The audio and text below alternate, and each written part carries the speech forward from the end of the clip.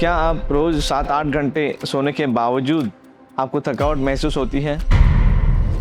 आयुर्वेद में स्वास्थ्य बनाए रखने के लिए 3 इम्पोर्टेंट चीज़ें बताई गई हैं। क्योंकि जब हम दुखी होते हैं तो हमें भूख कम लगती है। हम बहुत ज़्यादा खुश होते हैं तब भी हमें भूख कम लगती है। हम क्या काम करते हैं उसके अनुसार हमें अपना खान पान चूज करना चाहिए। ब्रह्मचर्य का मतलब ये नहीं है सिर्फ हम सेक्स में इंडल्ज ना हो, उसका ये मतलब नहीं होता। मुझे टाइम है रात को 10 बजे या 11 बजे, लेकिन मुझे भूख लगी है शाम को 7 बजे, लेकिन मुझे टाइम नहीं, इसलिए मैं रात को 11 बजे अगर खाना खा रहा हूँ तो वो सही समय नहीं है। क्या आप रोज 7-8 घंटे सोने के बावजूद आपको थकावट महसूस होती है? इसका मतलब सिर्फ नींद पूरी लेना ही आपके एनर्जी का कारण नहीं हो सकता है। नमस्कार दोस्तों, आज की वीडियो में आज हम ये देखेंगे कि नींद का अपने एनर्जी से क्या रिलेशन है, अपने एनर्जी का और कौन कौन से चीज़ों से रिलेशन है जिससे अपना एनर्जी बैलेंस्ड रहे और मेंटेन रहे। आयुर्वेद में स्वास्थ्य बनाए रखने के लिए 3 इम्पोर्टेंट चीज़ें बताई गई हैं। उसको त्रयोपस्तंभ कहते हैं। वो है आहार, निद्रा और ब्रह्मचर्य। जिसका मतलब हमारा खान पान कैसा है, हम क्या खाते पीते हैं, उसके बाद हमारी नींद कैसी है, हम कौन से समय पे सोते हैं, कितना समय सोते हैं। उसके बाद है ब्रह्मचर्य, मतलब हमारा सेक्सुअल लाइफ कैसे होता है, हमारा ओवरऑल धातु की एनर्जी कैसी होती है, इसके बारे में जो होता है उसे कहते हैं ब्रह्मचर्य। ब्रह्मचर्य का मतलब ये नहीं है कि सिर्फ हम सेक्स में इंडल्ज ना हो, उसका ये मतलब नहीं होता है आयुर्वेद की दृष्टि से। पहले बात करते हैं आहार के बारे में। जब कोई भी हम आहार लेते हैं तो उसका एक सही समय बताया गया है। सही समय पे हमारी प्रकृति के अनुसार, जिस देश में जिस प्रदेश में हम रहते हैं वहाँ के वातावरण के अनुसार, हम क्या काम करते हैं उसके अनुसार हमें अपना खान पान चूज करना चाहिए। अगर हम ऐसा करके वो आहार चूज करते हैं और वैसे खाते हैं तो हमें दिक्कत नहीं होनी चाहिए। उसके बाद आता है हम कौन से समय में खाते हैं। खाने का समय सर्कैडियन रिदम के अनुसार तय होना चाहिए। मतलब सूर्योदय कब होता है, सूर्यास्त कब होता है, सूर्य मध्याह्न के समय पे कैसी अग्नि पैदा करता है, उसके अनुसार अपने शरीर का अग्नि का बैलेंस चेंज होता रहता है और इंटेंसिटी चेंज होती रहती है। इसलिए आप देखेंगे ज़्यादातर लोग दोपहर के 12 से 2 इस समय पे खाना खाते हैं, क्योंकि ज़्यादातर लोगों को इस समय भूख लगती है। नेचुरली सर्कैडियन रिदम की हिसाब से देखेंगे तो यही खाने का सही समय है। लेकिन आदत के अनुसार कुछ लोगों को सुबह जल्दी भूख लग सकती है, काम के अनुसार कुछ लोगों को जल्दी भूख लग सकती है, जिनका फिजिकल वर्क ज़्यादा है उनको शायद बार बार भूख लगे। तो ये जो चीज़ें हैं वो साथ में हो जाती हैं, वो उनके लिए सूटेबल हो सकती है। ऐसा नहीं है कि वो सूटेबल नहीं होती है। लेकिन जब भूख लगी है तब खाना ना खाना या फिर भूख ना लगने पर खाना खाना, ये चीज़ें गलत है। मुझे टाइम है रात को 10 बजे या 11 बजे, लेकिन मुझे भूख लगी है शाम को 7 बजे, लेकिन मुझे टाइम नहीं, इसलिए मैं रात को 11 बजे अगर खाना खा रहा हूँ तो वो सही समय नहीं है। दूसरी बात ऐसी है कि हम कैसे खाना खाते हैं। क्या हम शांति से बैठ के खाने का आनंद लेके, खाने के ऊपर कॉन्सेंट्रेट करके अगर खाना खाते हैं तो उसका एक मज़ा और होता है, उसका डाइजेशन का क्वालिटी भी और होता है। हम जो खाते हैं क्या हम उसे पसंद करते हैं, उसका स्वाद पसंद करते हैं नहीं करते हैं, और उसके बावजूद वो हमारे लिए हितकर है, मतलब अच्छा है कि नहीं, ये सारी चीज़ें देखनी पड़ती हैं। अब इससे जुड़ा होता है अपना मन, क्योंकि आप सबको पता होगा कि it is called as gut brain axis. मतलब हमारा जो पाचन संस्था है, पेट है, उसका डायरेक्ट कनेक्शन ब्रेन से है और मन से भी है। क्योंकि जब हम दुखी होते हैं तो हमें भूख कम लगती है। हम बहुत ज़्यादा खुश होते हैं तब भी हमें भूख कम लगती है। हम उस स्टेट में खा नहीं पाते हैं। हमें नॉर्मल, काम, कंपोज रहना होता है, तब हमें अच्छी भूख लगती है।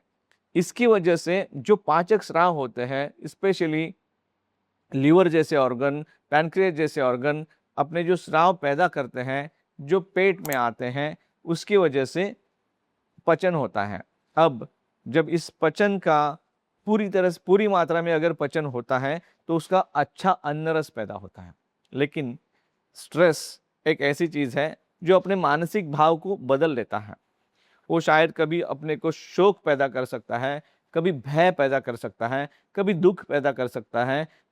ये सारी चीज़ें जो पैदा होती हैं मानसिक भाव के बारे में, वो हमारे पाचन संस्था को बिगाड़ देता है। कैसे बिगाड़ता है? क्योंकि उनके जो लहरें तैयार होती है अपने विचारों से, वो लहरें जाके अपने लीवर पे अटैक करते हैं। लीवर अपनी पूर्ण कार्य क्षमता के अनुसार काम नहीं करते हैं और अपने जो स्राव होते हैं, अपने जो एंजाइम्स होते हैं, वो सिक्रीट नहीं कर पाते हैं। जब वो एंजाइम्स, वो एसिड्स, वो अल्कलीज, वो केमिकल्स सिक्रीट नहीं होते हैं, वो पेट में नहीं आते हैं, तब जो खाना हम खाते हैं वो अच्छी तरह से, पूरी तरह से पच नहीं सकते। इसकी वजह से जो इनडाइजेशन होता है, अनडाइजेस्टेड फूड पार्टिकल्स होते हैं, जिसे आयुर्वेद में आम कहा जाता है, ये आम आपको स्लगिश कर देता है क्योंकि ये हैवी होता है, because it is not digested completely, so that it won't get properly absorbed. अगर वो एब्सॉर्ब हो भी जाता है, तब भी वो अंदर जाके एनर्जी प्रोवाइड नहीं कर सकता है। इसीलिए ये समझना बहुत ज़रूरी है कि जो अनडाइजेस्टेड फूड पार्टिकल्स है, ये उसकी जड़ है, उसके पीछे है अपना पाचन। अब पाचन ना होने के लिए मैंने एक कारण बताया, स्ट्रेस। स्ट्रेस के अलावा भी कई कारण हो सकते हैं। मतलब हमें टाइम पे ना खाना हो, गलत खाना खाना हो, हम जिस तरीके से बैठ के खाना खाते हैं वैसे ना खाना हो, मनपसंद खाना ना हो, बहुत सारी चीज़ें हो सकती हैं। कुछ कुछ लोगों का मात्रा गलत हो सकता है, क्योंकि मुझे भूख कम लगी है लेकिन मैं बहुत ज़्यादा खा रहा हूँ, उसकी वजह से भी इंडाइजेशन हो सकता है। ऐसी कई सारे कारण हैं, लेकिन इसका फाइनल आउटपुट जो होता है उसकी वजह से आम पैदा होता है, और ये जो आम होता है वो हैवीनेस पैदा कर देता है।